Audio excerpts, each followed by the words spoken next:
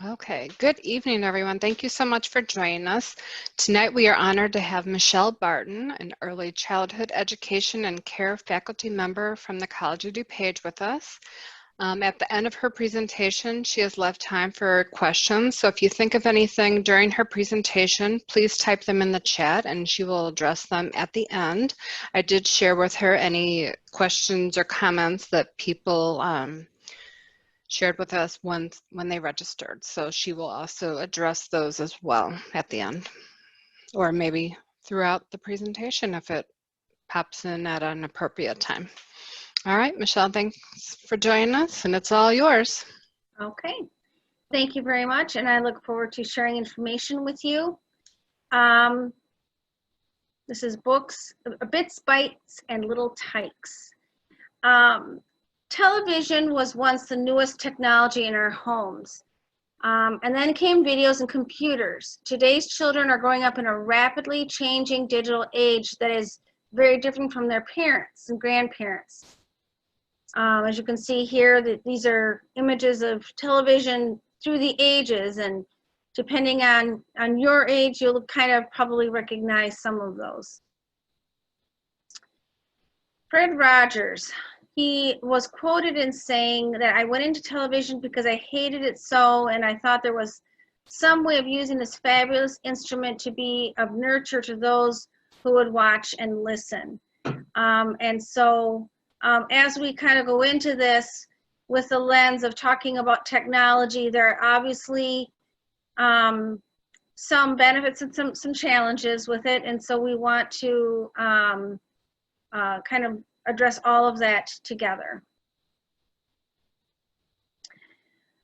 I was attending a workshop years ago, and one of the presenters had talked about the fact that we are preparing children for a future that doesn't exist. And that's true on so many levels. And certainly, you know, children will eventually, you know, have experience or be involved in using technology in some form or fashion. But what's important to also remember that there are skills that are not necessarily associated with technology, but that are going to be very important going forward. And there are skills like problem solving, working cooperatively and you know, with another person or a group of people. And so in looking at that and knowing that the future is going to be so very different than what it is even today, that we are wanting to make sure that children have the skills necessary to be successful now, but also into the future. These are the types of discs that I used when I went into college years ago. And some of these might be familiar to you. Some of these might be like ancient archaeological dig. But when I went to college, we were really on the very beginning of using computers to record or information. We were one of the first college students who completed papers on a computer, and now we have children, some as young as in kindergarten, who receive district issued devices.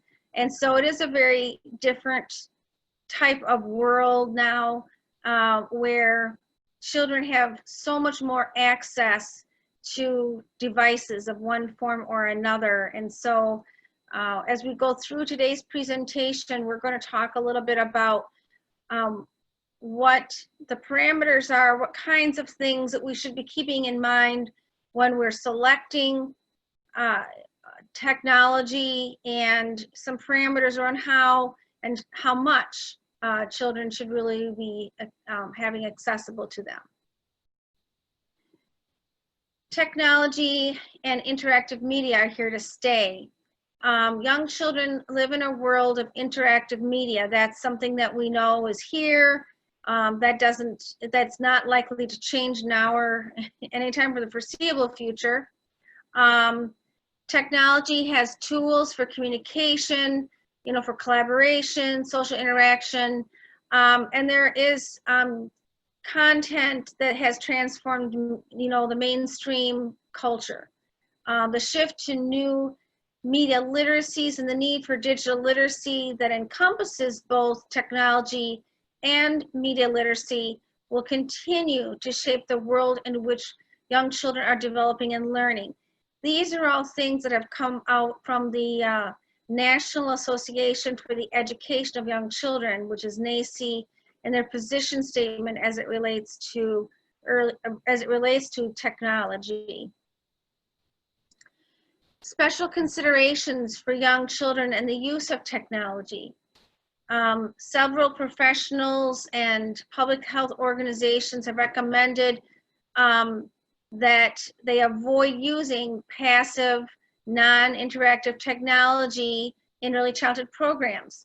When children are being in a more sedentary type of situation and they're not interacting, well, we know children are very active learners, and having them just sit in front of a very passive type of computer program or situation, it's no different than sitting just in front of the TV, really. So we want to be engaging and cultivating their minds, and in doing so, offering them opportunities that are going to be active, that are going to be engaging, thought-provoking. The American Academy of Pediatrics has said that they had discouraged they discourage any amount of screen time for children under 2 years of age. And that's, and I would, as somebody who's been in the field now for 30 years, I would concur with that. I really am not a big proponent of using technology with very, very young children, because their brains need that development and that stimulation through other means, with human contact, with conversations and discussions. Now, I will share with you in a few slides from now, some parameters that if you really feel that that's something you want to pursue, there are some things for you to consider if you are choosing to use technology with children that young. But as a general rule, we want children to be hearing language, because language is developing at this age. We want them to feel that connection with other people, because that's how they build that trust, how they build that connection with people in their lives. For children 2 to 5 years of age, really the recommendations are that 2 hours or less of screen time daily. These recommendations are limited to the children's exposure to screen time, and also related to efforts to decrease childhood obesity, which can be often attributed to more sedentary activities. And I know that since I first came into this field, as I said, I've been in the field for 30 years, and the amount of sedentary type of activities that I see children engaged in, and the lack of physical activity is rather concerning. I see many more children. I also teach in a classroom, and I see young children who struggle with obesity types of issues, and we want to make sure that we are providing children lots of physical activity as well. So we have to provide balance, and that's one of the key things that I guess I would say throughout all of this, is that there are certainly benefits to technology. There's some wonderful things that can come out of using that and engaging with that, but we want to also provide balance, and that balance comes in making sound decisions about what we're going to have our children use and be engaged with, and how much time they're going to be engaged doing it, and offsetting that with physical activity so that they're not just in more sedentary types of activities. Screen time is elusive and no longer just a matter of how long a child watches television. For many years, I've worked in a program where we do home visits. And one of the questions that we had on our questionnaire was how many hours the child watched television. And we were always, you know, a little bit alarmed, you know, I guess, in sometimes parents sheepishly acknowledge that, oh, well, their child watched TV sometimes for 4, maybe 6 hours. They weren't really sure. And then we'd have to kind of provide some parent education around the importance of doing other types of activities and kind of limiting a little bit of that television time.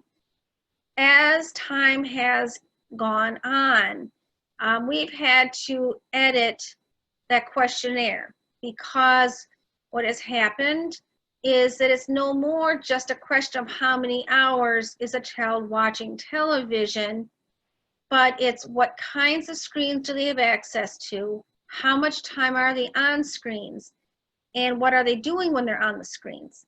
So some children have access to tablets. Some children are on smartphones because they might be, you know, waiting with their mom at the grocery store or whatever, or while somebody's making dinner, they're on a device or they're playing a game. So it's a matter of now kind of sorting out how often and for how long is a child in front of a screen, whether it be television or a tablet or a smartphone or a computer or some kind of handheld device. So it's, you know, there's lots of different types of screens and lots of different types of activities that children are engaged with when they are doing that kind of an activity. Then we have, then we have children and adults have access to an ever-expanding selection of screens, computers, as I said, tablets, smartphones, handheld gaming devices, portable video game players, digital cameras, video recorders, and more.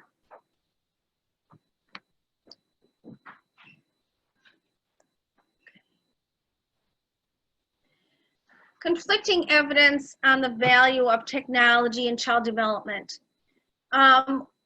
You know, over the years, there has definitely been concern around how much time children are on screens and some of the negative outcomes that can be attributed to that. For example, irregular sleep patterns, behavioral issues that can arise, focus and attention problems, decreased academic performance, and negative impact on socialization and language development.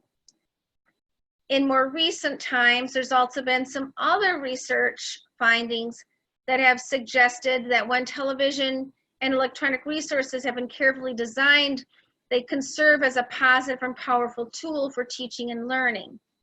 And that, again, it goes back to the intention, the purpose, and I say providing balance.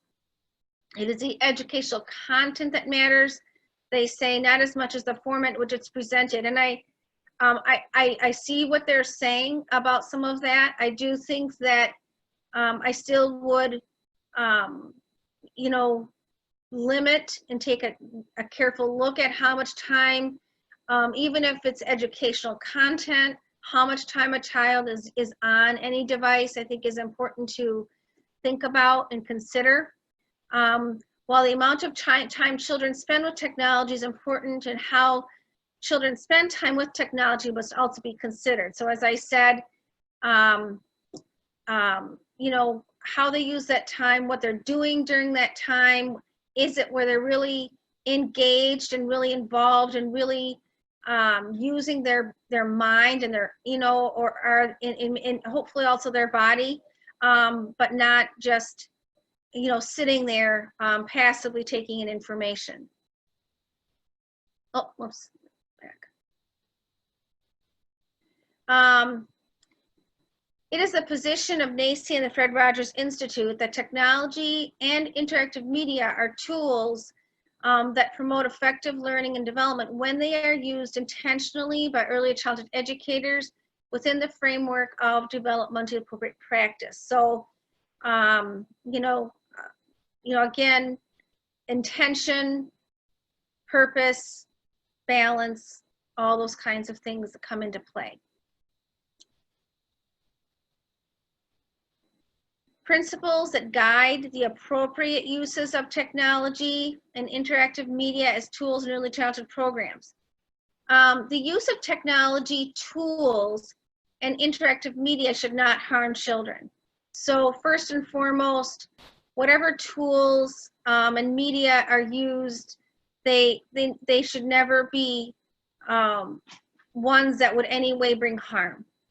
Developmentally appropriate practices must guide the decisions about whether, to what extent they're going to integrate the technology and the interactive media into the childhood program. So, if you are in a situation where, you were doing remote learning, with a child, thinking about, hopefully, that your child is engaged with activities that are interactive and again, developmentally appropriate in terms of how they're integrating that with what they're teaching. Professional judgment is required to determine if and when a specific use of technology or media is age appropriate, individually appropriate, culturally and linguistically appropriate. And what I mean by that is that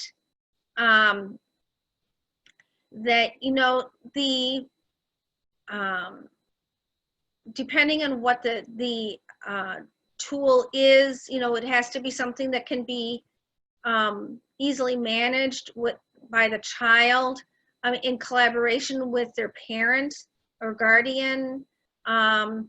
And it should be appropriate to the individual child. Not everybody is, the same across the whole developmental spectrum, in terms of physical development, social and emotional development, and emotional or intellectual development. So we want to make sure that it's, whatever the technology is being used is appropriate for the individual child. That it's also cultural and linguistically appropriate. If you have children with different, who speak different languages, it's important for them to, be using tools like anything else that would be responsive to their skills, their understandings, and not something that's going to be hard for them to understand what they're doing.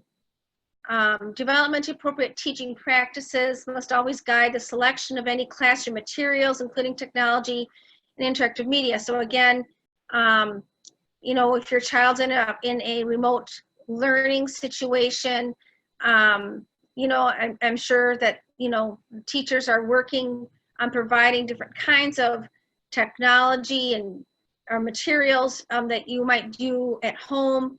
And, we want to make sure that they are appropriate for the age and development of the child, the ages and stages.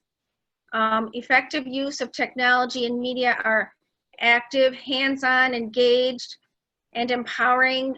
They give child some control and provide adaptive scaffolds to ease accomplishment of the tasks. So basically what I'm saying here is that, once again, this isn't the sedentary, passive type of use of media, but it's more hands-on, engaged, interactive, and one that really encourages, more critical thinking skills.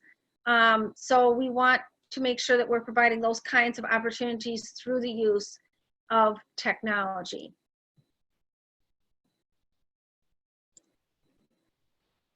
Let's see here. Okay. Principles to guide the appropriate use of technology continued. When used, appropriate technology and media can enhance children's cognitive and social development, but it has to be well thought out and well planned and to do that. I know that in my case, I've, had to do some remote teaching with children too. And we try to do some activities that really do foster some social interaction between children. Interactions with technology and media should be playful and support creative exploration, active play, outdoor activities. Technology tools can help educators make and strengthen their homeschool connections. I know there are different programs out there such as Seesaw, Class Dojo, Remind. I know that even in Teaching Strategies Gold, which is one assessment tool that some schools use, some early childhood programs use, they do have a family component that can be used to help strengthen that homeschool connection, even when we're teaching remote. And so,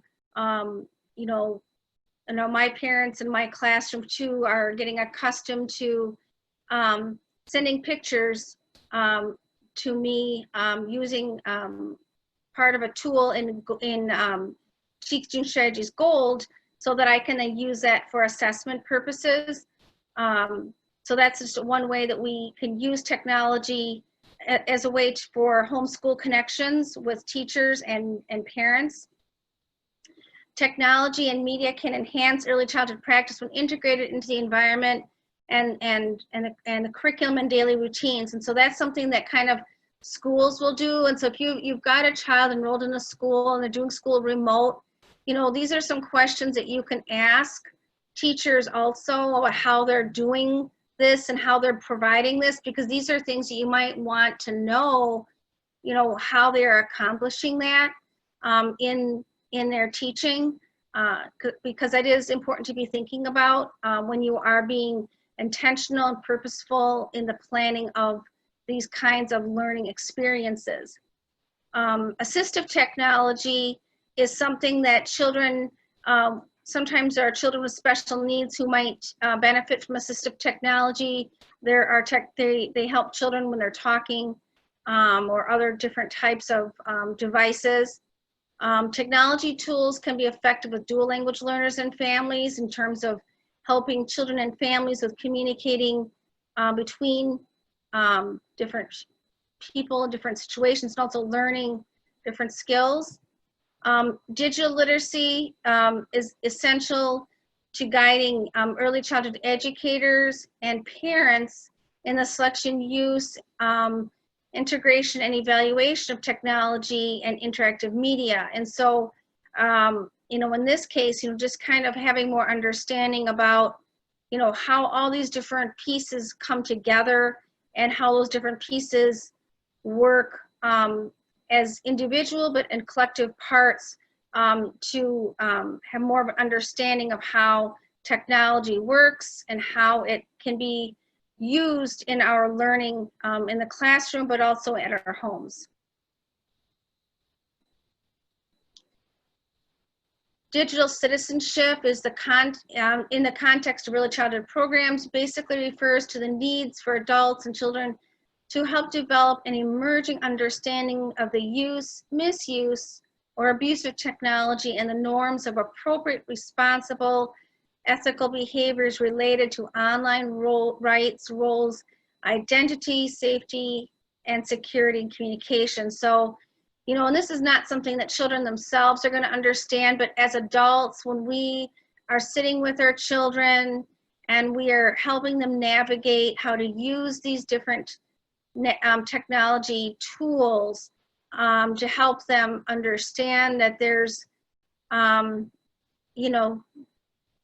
certain, and as adults too, we can put some parameters around which sites they, we can, which sites they visit and what they're going to be looking at, what they're going to be seeing, and how much time they're going to be using on the computer. And so sometimes some of that is, helping them build responsibility, and if they want to play more games, perhaps if you have like a set amount of time that they can play a game on a computer, or they're going to be doing a certain given activity on a computer, that part of that digital citizenship then is that when you've used that time, that we have to be responsible and put it away because now that's done. So I think, at this age, the idea of digital citizenship, can also just kind of be around their understanding more about what it means to make good choices with a computer and making sure that we are being responsible and making, and how we use it.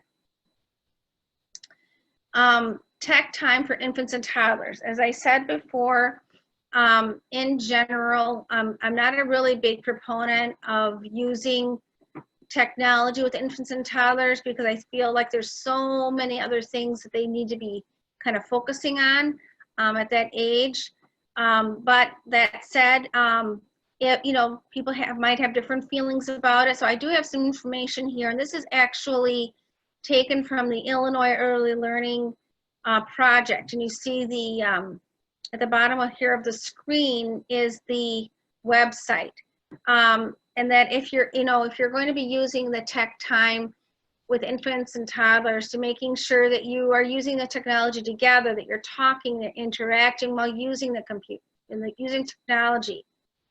Language is so important at this age for them to hear, and they need to hear it not just from a device, they need to hear it from live humans, and humans that they know and can trust and are in their world. And so if you are using technology with a child, any child really, but I mean, I'm just, in this particular situation, to really make sure that you're talking and interacting with the child, having conversations about what they see and how it works. This is also really a big one. Being a good role model. Your child is watching your technology use, which can often interfere with routines. Put down your device and give your child your full attention. And I live across the street from a park. This is just an example. I live across the street from a park, and I can't tell you how many times I see a child playing at the park, and I see the parent sitting on a bench with their phone, probably, scrolling through whatever they're looking at, and, I think that, I think about what is the child taking in when they see that, they're going to the park, and the parent is sitting on the bench and they're looking at their computer, they're looking at their phone. I think that, that's something to kind of be thinking about. When they're at the park, that's a great opportunity to talk and have conversations and discuss, different discoveries that you might have. You might find a spider web, or you might see other things in nature.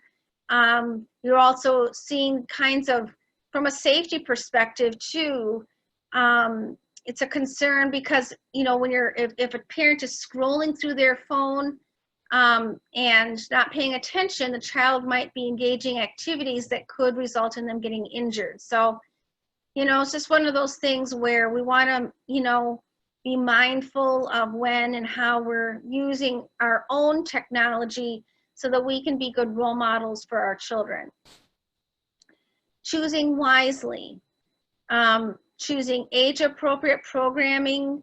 Infants and younger toddlers under 18 months can participate in interactive video chatting with relatives, but they do not benefit necessarily from programming or toys that claim to improve child's intelligence. And so, I mean, nowadays, since we are, we've been, some of us have been, more isolated from, or not, we haven't been able to visit our grandparents and our relatives. They're doing Zoom meetings where they can see relatives and visit online. That's a great way to use that technology with infants and toddlers so they can see, their grandma or somebody else that maybe they can't see right now. And So that's a very appropriate way to be able to use that. Older toddlers, 18 to 36 months, may benefit from some simple child-directed programming with support from adults. But as I said, I would not go overboard with that, because there's, I definitely subscribe more to a lot more of Piaget's ideas about, children learning from within their environment and the different toys and materials that they have in front of them, where they can make discoveries. And so, there might be some computer programs out there that they could use, but I would say even at that age, to try to limit that a little bit with technology. Balance your time. Again, this is that word that kind of keeps coming back here, balance. Infants and toddlers need hands-on practice with real objects. They benefit from their interactions with people through play and conversations, as I have said before. Use technologies to complement other activities rather than relying on technology to entertain, teach, or otherwise occupy a child's time. So again, this is so critical. When you're having, building blocks or other types of hands-on materials, those are the kinds of things that children are going to really learn from. If, you are, incorporating some technology in that time with them at this age, make sure that it's there to kind of complement what you're already doing that is hands-on, but try to be very intentional and thoughtful about which kinds of technology and what way you might want to present that technology and how much time a child at this age might really use that technology. Remember safety. Young children are attracted to blinking lights and screens.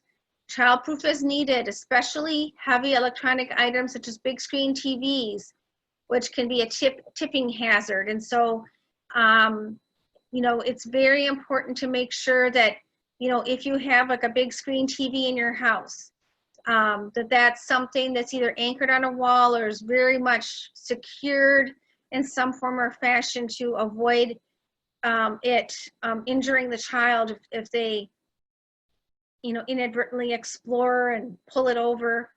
That could be very dangerous.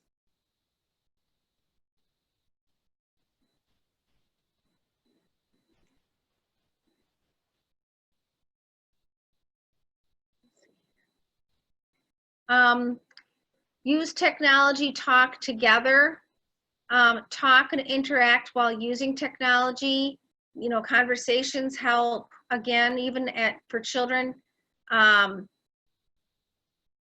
see here. And again, being a good role model. This goes for preschool age children as well as, the younger children. Being a good role model with how you're using technology. Again, choosing wisely about what you're going to show children, or what you're going to have them engage with in terms of using technology. Young children do have trouble telling the difference between reality and fantasy. And so, choosing age-appropriate, non-violent media for young children is very important. I know years ago, when Jurassic Park came out into the movies, we would have children that would sometimes say that they had gone to see that with their family. But then they also would have some kind of fear. They would talk about some of the fears they had about what they saw. When children are very young, they kind of see and they take things in. They don't have the same filter that you or I have, that if I see something that's scary, I'm going to look away because I know I don't want to see that. I don't want to take that in. Young children don't necessarily have those same kind of mechanisms. And so if they see, a lot of violence, that they just see it. They see it, they take it in, they absorb it, it kind of comes in.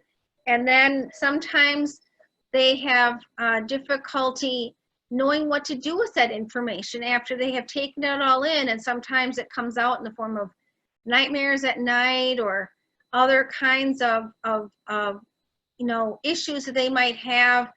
And so, or they might have trouble going to sleep at night. So, again, just kind of being very careful about choosing what the child is going to have access to. Encourage learning. Choose educational games and programs that help children learn. Show them that technology can also help them find information, useful information.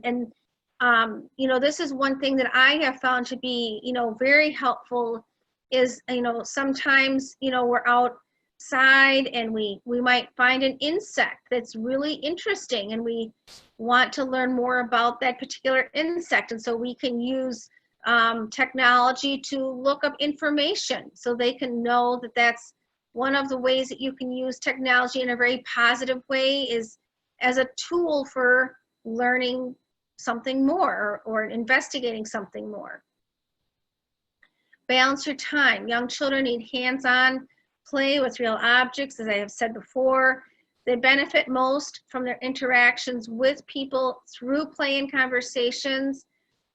Use technology to enrich and build upon their experiences, as I was mentioning before about using that to enrich their understanding perhaps about an insect that they have found or some other experience that they have had, maybe outside, or maybe maybe you have a child who's really into bridges and they're building lots of bridges with their blocks. Well, that would be another way to go on and take a look at different pictures of bridges, like the Golden Gate Bridge and different, the Mackinac Bridge and things like that they can see, because then that might enrich their understanding of different ways that bridges are made, and they might incorporate that into their play and using the blocks.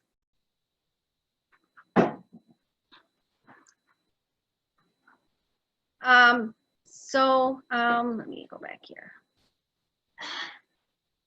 So this is the part here where I'll take some questions and answers. And I know that I had some questions here that came in before the presentation started.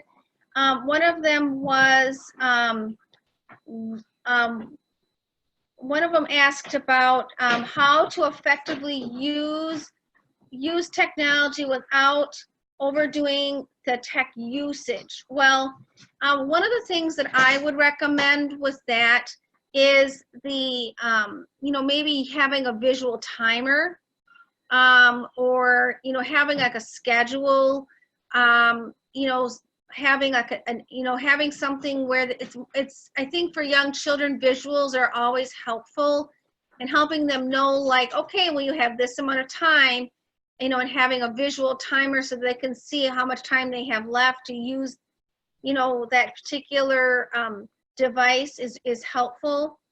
How young is too young? Well, as I said, I'm not a big proponent of infants and toddlers using technology. I think that, in terms of the synapses and dendrites in the brain, I think that they benefit so much more from that personal interaction, as well as with using different types of experience, using different types of materials that can help them with learning about their world. But if you do want to use it, I would say certainly stick with the suggestions that I mentioned earlier in the presentation, such as, interacting with them together, limiting their time, and being really thoughtful and purposeful about what you're doing, how you're using it. The one question was suggestions for ways to maximize technology for 5 and 6-year-olds. Oh yeah, I think we talked about that with showing timers. And just, I was gonna say, yeah, just visuals, a schedule, those kinds of things can be helpful. And I think we kind of addressed some of the questions pertaining to technology and how much is too much. As a general rule, I would say 2 hours or less for a child who is, 2 to 5. And then, for children younger than that, it's really limited to even much less than that. Let's see here. Let's see, one person, somebody had asked about what are some good learning programs for 5-year-olds in terms of preschool. I know that my son had used ABC Mouse when he was younger. It was okay. I mean, I think, there's different programs out there. That program was okay. It certainly isn't the only one out there. But there might be some different ones. I would have to do some more investigating on that, but that was one I know that as a parent, I can say that I used. And then in terms of other questions, someone said, I consider myself an old school parent. I have been limiting the amount of TV, tablets used at home. However, with the current need, how do I continue to how do I continue to limit without hindering their technology success? And basically, as I said, earlier on in the presentation, it's all about balance, and it's about purpose and intentionality and what you are looking to get out of that experience with a child. I mean, I think if you're, if a child is, if you really want your child to develop creativity and problem solving and some of those types of critical thinking types of skills, then, you'll want to make sure that you are providing them with the kinds of programs that allow them to do that. And I would definitely, and I think it sounds like you already are doing this, but I would definitely steer away from the more sedentary and passive types of experiences. And I think that, children shouldn't be in front of a screen, for large blocks of time. And I mean, I would say, if a child is, watching a television program for a half an hour, and then you can turn it off and go do something else, that's fine. I mean, even in my own classroom, when we, do Google Meets or, things like that, I have some group meets, and then we stop with a large group when I do some small group or some individual things, but I always try to incorporate some interactive components to it, because it should not be just a really sedentary type of experience. And as far as limiting without hindering the technology success, I mean, I think as long as you put some parameters around how much time, and as a child, for a child who is young, I would definitely say 2 hours or less on any kind of screen, and that's a combination, I say, of TV, tablet, smartphone. We need to be, I think we need to be more intentional about exactly how much children are exposed to, and making sure that we're being careful about what we are selecting children to be watching and viewing. Okay. Are there any other questions in the chat box that we need to address?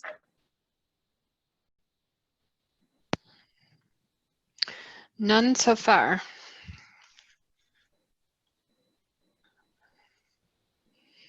Any questions before we say goodnight?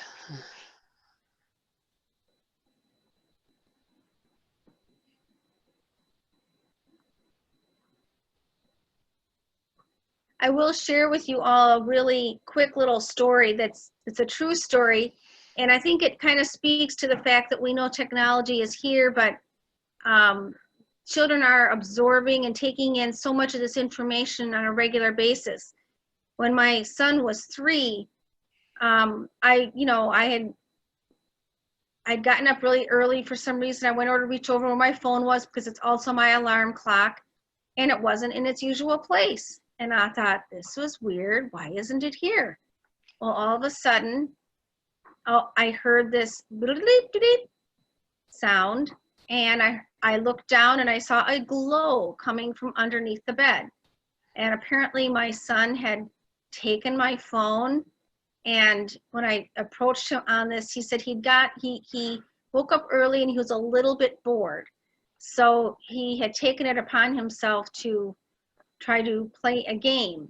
And then that was the point at which that I knew I had to put a lock on my screen so that he wasn't able to get access to it in the middle of the night. So they're very, children these days are very tech savvy, but we have to be mindful in terms of how to help guide them in making good choices for themselves and for their future. All right, I don't see any questions.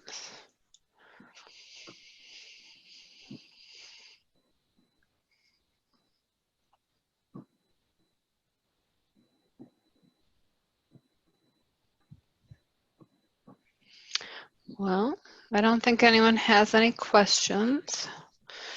So we can thank you so much for coming. My pleasure. Giving us your expertise. My pleasure, yeah. During these difficult times. I know it's hard, and we're all doing the best we can, right? Absolutely, absolutely, yes. All right. Well, thank you so much. You're welcome, thank you. All right, have a good night, everybody. Good night.